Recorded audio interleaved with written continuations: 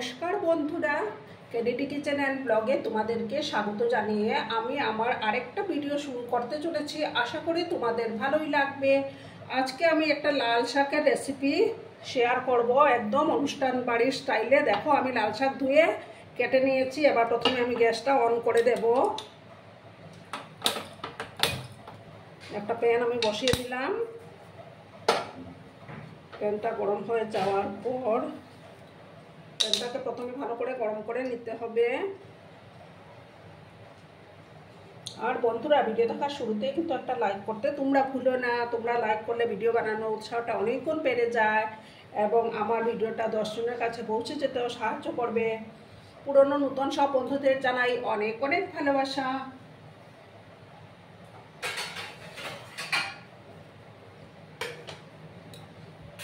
এবার দেখো, আমি এখানে 2 চামচের মতো পোস্তদানা নিয়েছি। এটাকে এবার আমি একটু হালকা ড্রাই রোস্ট করে নেব।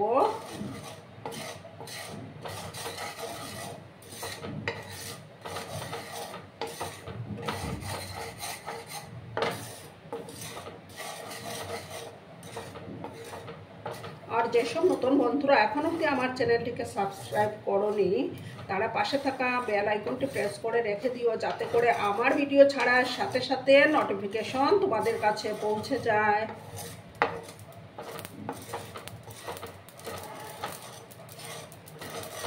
একটু হালকা করে আমি পোস্তদানাগুলোকে ভেজে নিচ্ছি। এইভাবে লাল শাক রান্না করলে কিন্তু দারুণ টেস্টি হয়। দেখো, এবার আমি এটা নামিয়ে নিচ্ছি। একটা ডিশের মধ্যে আমি এটা নামিয়ে নেব।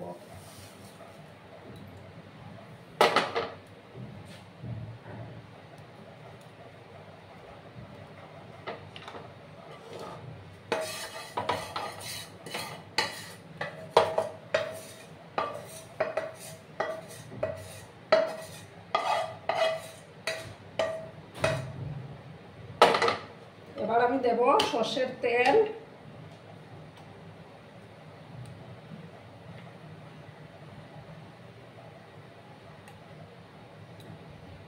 তেলটা ভালো করে গরম হয়ে যাক, তারপর আমি বড়িগুলো ভেজে নেব।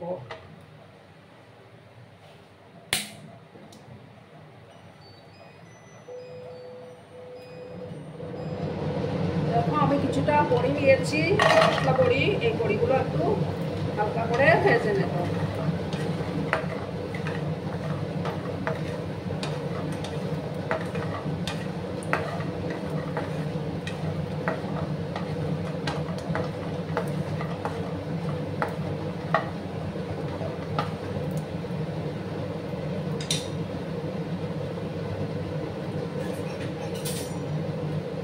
এবার দেখো, আমি বড়িগুলো তুলে নেব।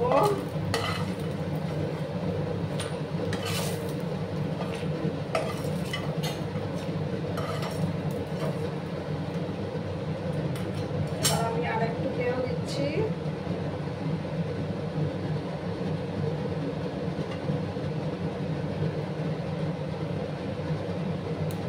এবার দেখো, একটা শুকনো লঙ্কা আমি দিয়ে দিলাম।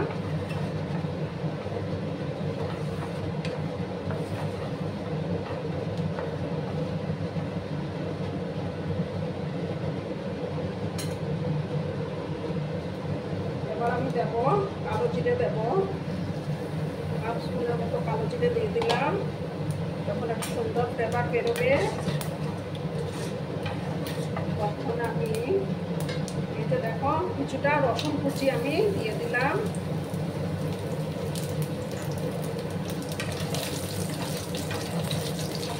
ভালো করে আমি একটু রসুনগুলোকে ভাজা ভাজা করে নেব।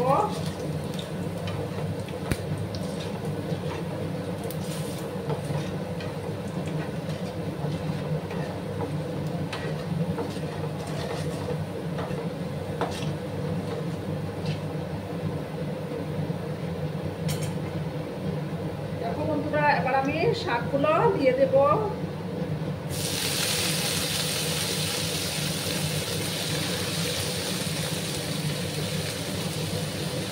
আর দেখো, 2টো ছেঁড়া কাঁচা লঙ্কা আমি একসাথে দিয়ে দিলাম।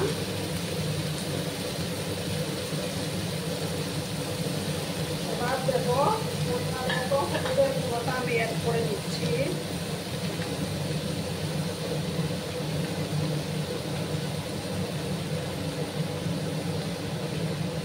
দিয়ে ভালো করে আমি নাড়াচাড়া করে নেব।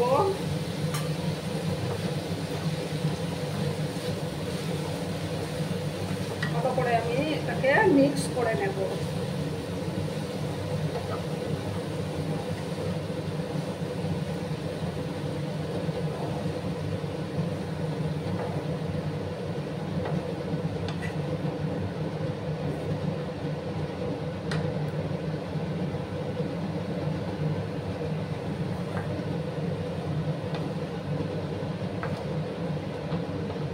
লবণটা আমি একটু পরে মিক্স করব, কারণ শাকগুলো তো কমে যাবে একটু। এবার আমি একটু সময় এটাকে ঢাকা চাপা দিয়ে রান্না করে নেব। ঠিক আছে বন্ধুরা, লবণটা আমি পরে অ্যাড করছি।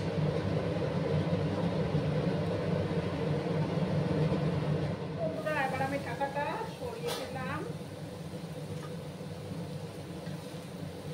নাড়াচাড়া করে দিচ্ছি আমি। এবার আমি লবণটা অ্যাড করে দেব।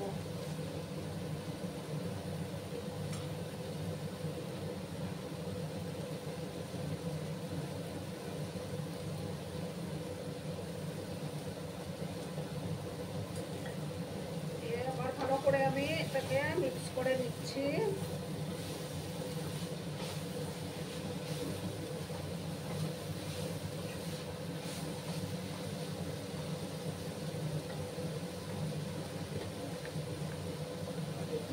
মতো আমি দেখো সামান্য একটু চিনি আমি অ্যাড করে দিলাম।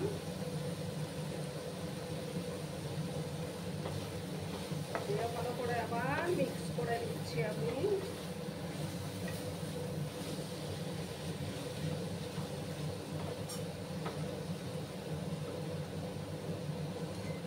এবার আমি দেখো বড়িগুলো দিয়ে দেব।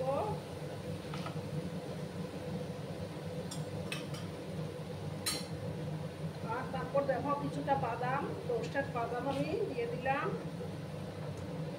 দিয়ে ভালো করে আমি মিক্স করে নেব।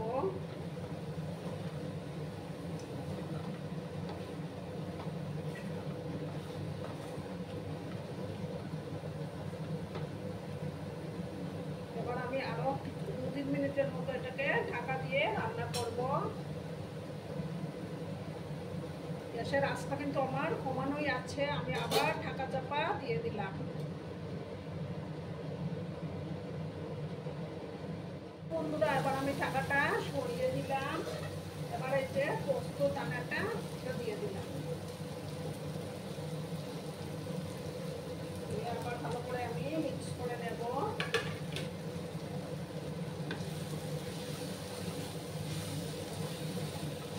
গরম ভাতে খেতে জাস্ট অসাধারণ লাগে। আমরা বাড়িতে অবশ্য বানিয়ে খাবো বন্ধুরা।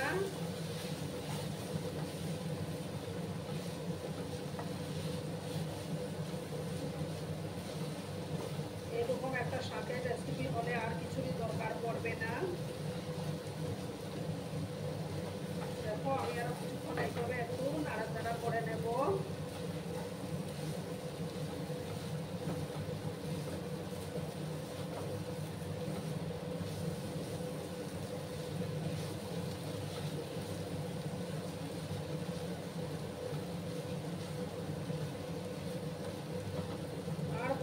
তোমরা খুব সুন্দর সুন্দর কমেন্টগুলো করো, সেই কমেন্টগুলো পড়ে আমার খুবই ভালো লাগে।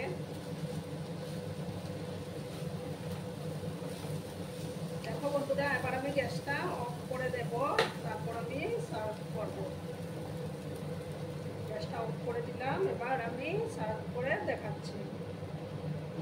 বন্ধুরা, আমি সার্ভ করে দিয়েছি। কেমন হয়েছে অবশ্যই কমেন্ট করে বলো কিন্তু তোমরা। তোমাদের এই মিষ্টি মিষ্টি কমেন্টগুলো পড়তে আমার না দারুণ লাগে। আর এতক্ষণ ধরে আমার ভিডিওটার সাথে পাশে থেকে আমাকে এতটা ভালোবাসা দেওয়ার জন্য তোমাদেরকে আবারও জানাই অনেক অনেক ভালোবাসা। ততক্ষণে তোমরা সবাই খুব ভালো থেকো, সুস্থ থেকো, আনন্দে থেকো। আর আমার ভিডিওটার কোনো অংশেও যদি তোমাদের একটুও ভালো লাগে তাহলে অবশ্যই তোমাদের প্রিয়জনদের মাঝে শেয়ার করে দেওয়ার অনুরোধ রইল। ভালো থেকো, ধন্যবাদ।